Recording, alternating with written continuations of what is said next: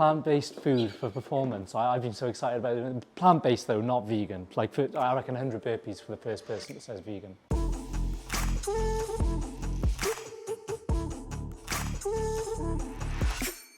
We're rolling. I don't know what it is about the word vegan though. It's like... See, I really feel mixed because I hate the word vegan. Yeah. I don't like to call myself a vegan because that's like, first of all, I'm not doing it for the planet. I know that sounds bad. Okay. That isn't the This is reason where we're... behind Yeah, it. okay, yeah. This is cool. Also, vegan, when I think of a vegan, I think of someone really pushy who's telling everyone else to be vegan. Yeah, like an activist. However, I don't like plant-based either because plant-based suggests that you're doing the really clean eating. Right, yeah. Like you're plant-based, everything's clean and it's green. I'm not. Okay. I'm still eating like vegan the junk food. junk. Right, okay. So I don't like either. Yeah. I just say I no longer eat animal products. Quite like that. What's your story then? Like, because you've obviously been doing this for 5-6 weeks now? Baby vegan. Yeah. 100 burpees, get it done. I know, right? Oh, God. So, my story is, you convinced me. I'm the activist, right? Yeah. No, fully. No, so the background is that I've always had weird stomach issues, but since I had COVID mid-July, I was feeling constantly nauseous, constantly on the verge of being like, oh, I think I'm going to be sick. And I never was, but my stomach was not okay. I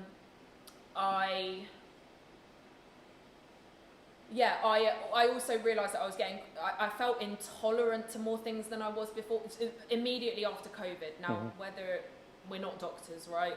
We just want to say that. We're not doctors. This is our experience more than anything, isn't it? Yeah, so after COVID, my stomach was crazy. I was definitely felt I was more intolerant to dairy than I was. So I cut out dairy. Yeah. My stomach was still doing crazy things. Then you came up about a month, 5-6 weeks ago. Yeah. And you and Megan were talking about vegan, not in a pushy way, just like sharing, and we were having a conversation about, my worry was like, well, how do you get enough protein? And both of you were kind of, don't really know because you don't track, but you feel about right. And that worried me because I was like, well, I have to have enough. And then I'm quite, what's the word? I'm quite immediate with decisions. When I make one, I stick with it. So I was just like, I'm doing plant-based until Christmas. Yeah, and that was it. I'm trialing it. I've got to go for it. Let me give it a go. Yeah, and I've seen you do. I mean, I was always wondering, is she going to carry it on? And then every day there's always something. And then you posted the thing about, don't want to mention it on this one, but the McDonald's plant-based burger that's coming or whatever. It's cool that you've done it. It's cool that you've lived it, and obviously you've got some experience. Like, our experiences are very different. Like, so mine, I've been doing it for about 16 months. So since the baby. Longer than that. So 16 months. Wow. And so I realised during... Like a pro. 16 months? Yeah, 16 months, going strong. Oh, he's a baby vegan. But honestly, I started out with, it was purely that selfish, like that health thing. And I actually realised that I felt the same, bloated, I just didn't feel right. And I knew I needed to make a change. And I used to get really, really bad, like rashes and eczema and stuff. And it all came down to dairy. And then when I look back, I was like, I remember going to get it tested when I was like really young with my mum. Turns out I was allergic to almost everything dairy, but I just kind of swept it under the rug, you know? And then I was like, okay, well, I'll just cut dairy. Okay. By which point I had started to, limit meat anyway. And I just went off chicken and I was just eating beef. And then when Finn came along, I just made a decision. That was it. Within a day, everything was gone. Why when Finn came along? I don't know. Something about that? I just don't know. There must have been. And I think it was just I wanted to be the healthiest dad I could be, in the long term. So what immediate things can I put into play now? And that was the first thing. So health was where I started. Then I started to watch the documentaries. I watched The Game Changers, and if you've seen that, phenomenal. And that was great because it was like plant-based for athletes. And it was great to see that, athletes converting or transitioning to plant-based. Not just like long, not endurance, but actually like power like bodybuilders. CrossFitters, Sarah Simmons' daughter had been doing it. And, that I kind of watched that. And then I started to get into the hardcore stuff, which was more Cowspiracy and then Seaspiracy. And recently the Eating Our Way to Extinction. And anyway, the more I kind of watched that, it was like, okay, now I'm starting to see that the animal welfare side of things, absolutely the climate change sort of thing. And by no means am I an activist. I wouldn't ram it down people's throats. It's just not. I mean, I would share my perspectives and encourage people to eat more plant-based food, but it's not the be-all and end-all. It's just a positive step in the right direction. And so that was the kind of journey I went on, and now I'll never go back. Like, there is no way. And I keep kind of, I don't need to back it up ever, but every time I come across something like that Seaspiracy documentary, I'm like, okay, cool, done. Reaffirms your decision. One of the biggest influences for me, though, early on was Ella Mills, Deliciously Ella. I don't know if you've heard of her. She's based in London here. Have yet to eat at her plants restaurant, but I watched that documentary with Zac Efron.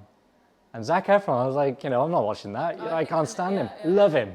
Love the guy.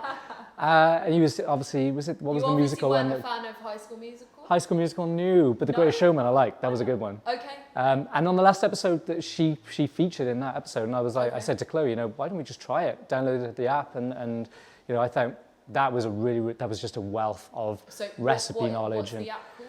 Deliciously Ella, or I think it's called, she's changed it now to Plants by DE. I can't remember what it is, but Deliciously Ella. What exactly is it? Like loads of recipes and stuff? Everything, mindfulness, like it's, she does like sleep training, there's yoga, there's all sorts on there, but mainly for me, I just go there for the recipes. And they're super simple, like family-based recipes, plant-based only. And then she's got a bunch of products as well. So this is by no way a plug. She doesn't need it. She's like a billionaire now. Yeah, but we're not sponsored. It was just... Although if anyone wants to sponsor us, you can. Please do. Accept most things we expect anything that's plant-based. But that was for me a great place to start, and that's where I kind of recommend people to start. Sick. So that's kind of my journey, through, and I'll never look back, as I said. So the thing is, once I say something, I do stick to it. So I'm not going to say I'm never looking back. Yeah. However, I said I'd tried it till Christmas, and my view was, I was very hesitant, but I was like, okay, I'm going to do it.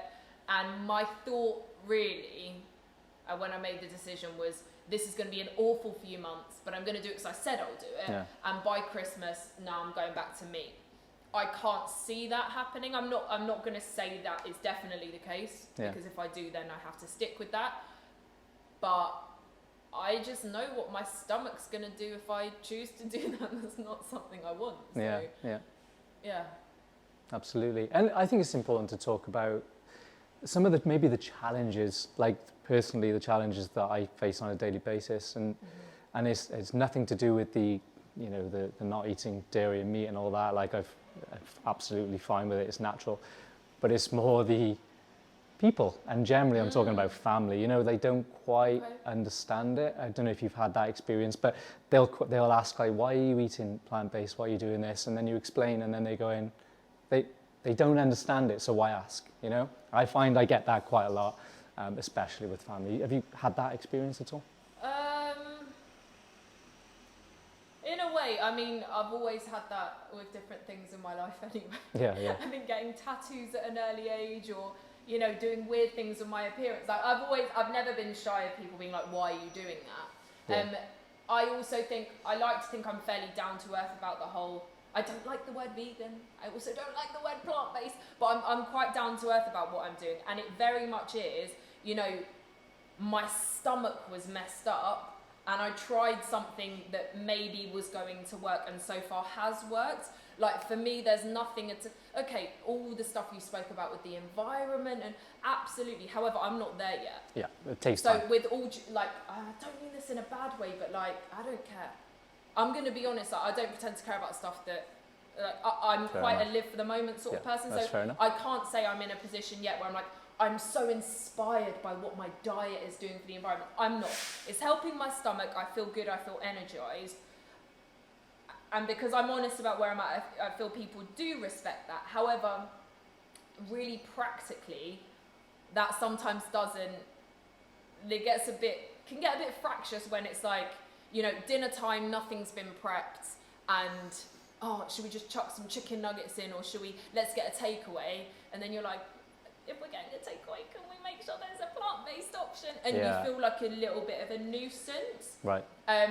Yes, that's definitely something I face as well. When you go out for dinner or whatever, and you're the only one there, and you do feel a little bit at first, but now you just, it's your decision. I don't mind as such, but like, for example, I'm in a relationship with someone that their culture is they eat a lot of meat, right? Yeah. So it's just and they're not judgmental towards me. It's just I more feel like a bit of a nuisance. So if it's like what's for dinner, or like let's bang something together quite quickly. Yeah. Like there needs to be an option of not meat for me. Yeah. And because I don't want to change anyone else's what they're doing. I would never be like, oh well, I think you should do it with me. No. Do what you want to do. If you decide, that will make everything easier. But it's just that sense of feeling a bit like a nuisance. And then people like, I went to my mum's the other day, and she's panicking about what to cook me. Okay, yeah. And I'm like, no, just chill. Give me a jacket potato with some salad. Yeah. If I go to someone's house and they can't think of a protein substitute, that's fine. Like I'll eat protein at home, or it's okay if I just have the carbs, and that's okay. And I said earlier, like I can get a bit frustrated sometimes when families say that kind of thing. But to be fair, like whenever we go to my mum's house, she's always looking and trying new recipes, and make some of the desserts she makes, honestly, amazing. So I can't fault her. But and that's another obstacle. I mean, talking to, people's perception or whatever, that's fine.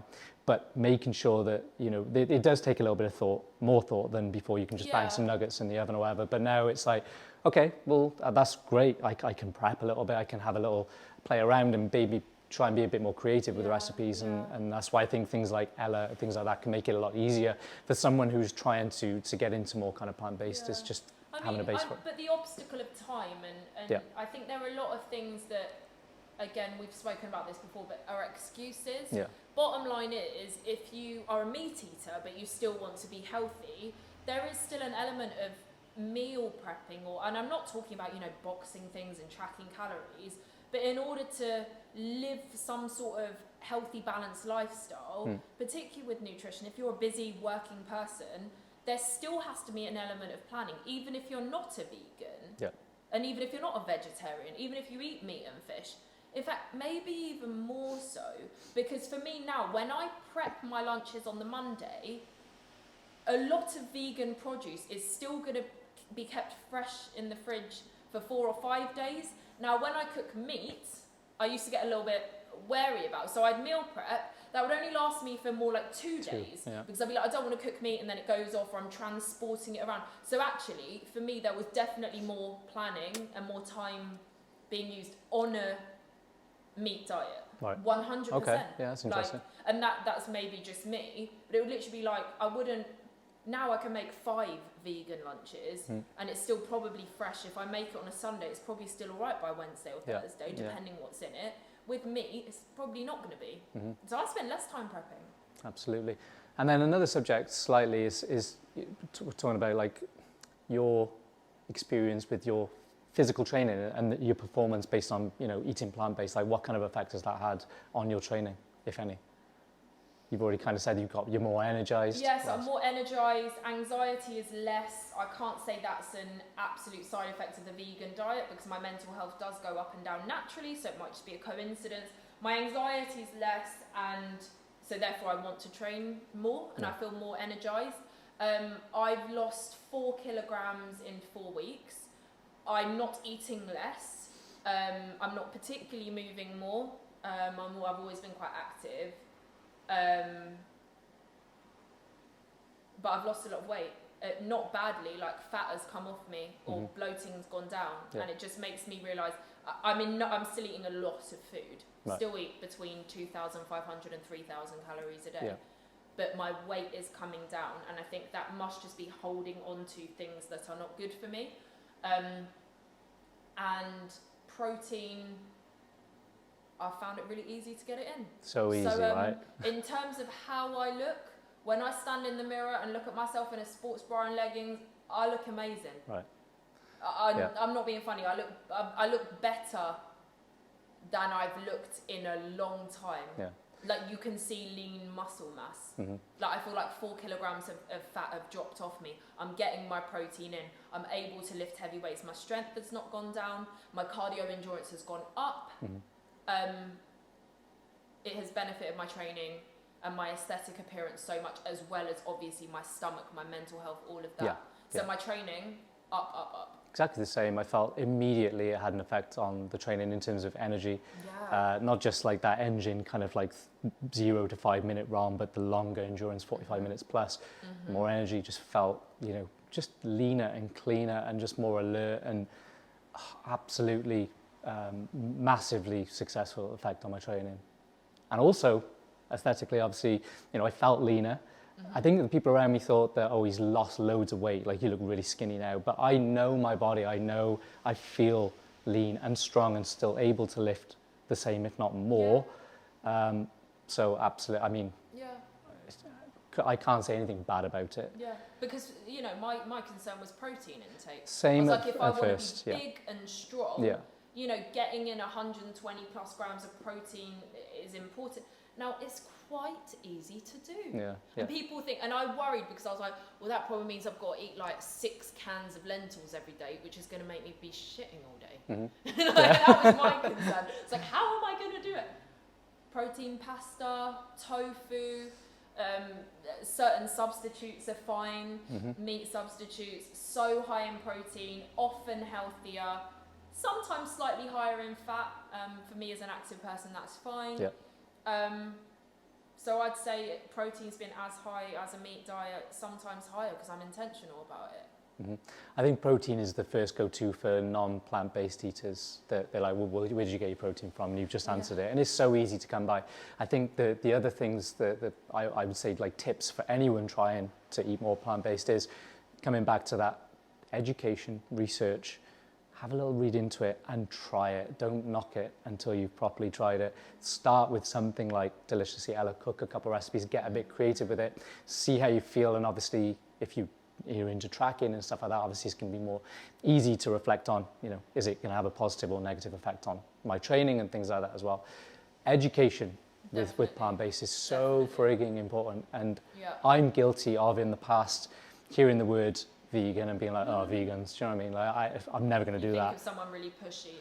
I think that's absolutely. And they are out there, right? And they're doing their thing, and a lot of it is good, but I don't think it comes across well. And I think that's why a lot of people have such a negative view on veganism in general. But the thing is, like, you don't have to. I'm in no way wanting to make this podcast to preach to everyone that they should be vegan. God, no way. Absolutely That's not what we're saying. I'm not even claiming that it is for everyone or that it is the best thing to do. Probably in a month's time, I will be claiming that, and we can make a whole new podcast where I am preaching. Because honestly, it's only my own stubbornness that makes me not want to be that person. But actually, like, for me, there are no negatives so far. No negatives whatsoever. But forget that. Let's say it's not for everyone, blah, blah, blah. Even reducing dairy slightly or reducing meat slightly, or all of those are good steps to take. So particularly a lot of us do have stomach issues, like, you know, undiagnosed IBS, or maybe you're a woman and time of the month gets, you know, your stomach just starts going, like, often, you know, there is a little bit of intolerance that just, first thing I did, which I've been doing this for a couple of years now, no milk. So, you know, soya milk or oat milk, or, you know, that's an easy replacement. It really, have you tried Oatly, the barista one, the grey one? Yeah, so good. And it tastes so much better. So good. I started drinking soya milk in my lattes because I literally preferred the taste. Right, and then fair it enough.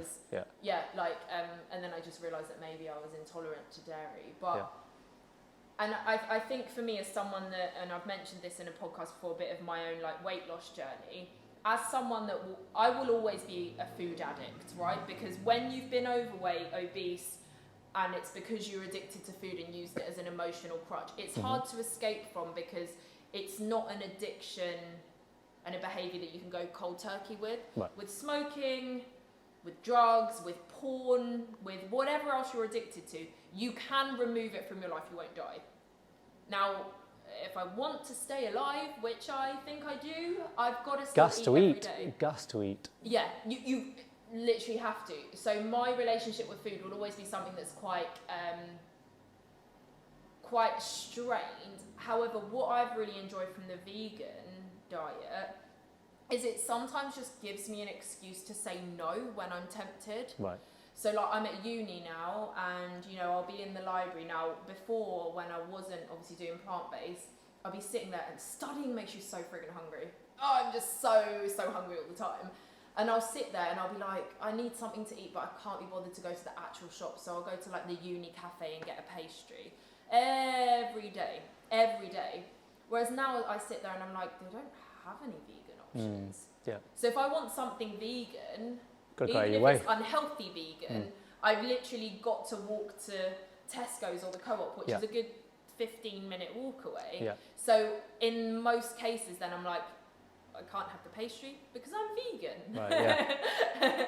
And it's just a good way to, and maybe that could be why my weight has come down as well, because as much as I'm still not purposefully eating less, there are times where I would have had a pastry or a pastry and a chocolate bar or something super unhealthy. I can't do that. Now, don't get me wrong, I still eat vegan junk. Marks and Spencer's have a sick, like, massive vegan cookie. I eat those things all the time. Okay. But it does give me the chance to say no. Right. And that's what I like. I can kind of see that. And actually, I want to say at no point has saying no to something or going, oh, I can't eat there because they haven't got anything for me. At no point have I ever felt guilty for not doing it, for not eating that, or left out. By no way whatsoever. Like, I never feel left out. I never feel like I'm missing out on something. It's just, you just adapt, right? Yeah. And again, it comes down to a little bit more preparation and a little bit more education and just that decision. And add to it, recently I've been doing, I haven't done it for a while, but just like an intermittent fast. I don't track my calories or anything, but just my 8-hour window, midday to 8 p.m, quiet timer. No, that's Uber Eats. Uber Eats, you can come, mate. Got some plant-based burgers, we're good to go. Honestly, my Uber Eats looks good at the moment. So all you see is plant-based. Not healthy, it's obviously burgers and shit, but... The Beyond Burger. Well, I was down in London last time, after we filmed the first part. Now you can shut up, mate. We ain't finished yet. I always said no to that Beyond Meat thing, but we went to Honest Burger in Greenwich, just me and Gareth. I was like, oh, mate, just take me anywhere. I'm starving. Yeah. One of the best burgers I've ever had. I wouldn't buy one and make it at home. Even if I went back to eating meat, there's certain vegan things I've tasted that I would eat out of pleasure, not out of like being vegan. Couldn't believe it, how good it was. Because I'm always like chickpea, black bean burgers, things like that. But I opened my eyes. I mean, I'm not particularly a cheese person, but vegan cheese ain't the one. I like the Gouda though, if it's done right, you know, all right combinations can be pretty good. I've done like a pizza. A pizza, like a homemade pizza, is pretty good with it on, and you can get that kind of like that. I think it's coconut oil based, like mozzarella style. Yeah, pretty good, pretty good. The only other thing I would say is that obviously someone might hear me making this podcast and be like, but Rachel has always said she's against diets that remove things. Right. And I preach that quite fervently. I'm like, any diet that tells you to stop eating a particular thing, don't follow it. Right. Now, from where I'm coming from, the same doesn't apply with plant-based, because you're not removing an important food group. Now, there are other diets, we won't mention them by name, but there are other diets that are, you know, telling you to remove all fat, or telling you to remove all sugar, even natural sugar, or telling you to remove all carbs. That's stripping away a really important food group that your body needs to produce energy. Yeah, for sure. The plant-based diet, there is nothing you are missing. As long as you do it right. No, that's it. And the thing is, there are certain things where, and you know, you do need to do some sort of, okay, what may I be deficient in, and you know, B12 and omegas and stuff like that. But when you eat the right thing and you're a bit purposeful, it's fine. Yeah, but however, you'll find that when you go vegan, there are certain things that just fly up. So like fibre, for example, I used to get hardly any fibre. Now I'm like reaching what I should be getting and sometimes even exceeding. I'm not advocating for eat as much fibre as you can because you'll be on the toilet all day. But there are certain things where certain vitamins, minerals go sky high just from making that change. So for me, the only thing really that the vegan diet is telling you to cut out really essentially is dairy. Dairy don't do anything for anyone. Really. No. Do you know what I mean? Like we could talk about that. There's calcium in other lots of other so many other plants sources. and good things. Like the vegan diet is you're cutting out animal products. Animal products are not a important part of the diet. Animal products don't mean you're cutting out protein. Yeah, absolutely. And a lot of people think that. If I'm vegan, it means the protein's gone. No, protein is in so much more stuff than animal products. I feel we could back that and entirely talk about that in another episode. But how many burpees, by the way? Like 700 or something? Get it done! Anyway. Sick. Nice. Vegan Awesome. for life! Plant-based for life! No, I'm still being stubborn. See ya!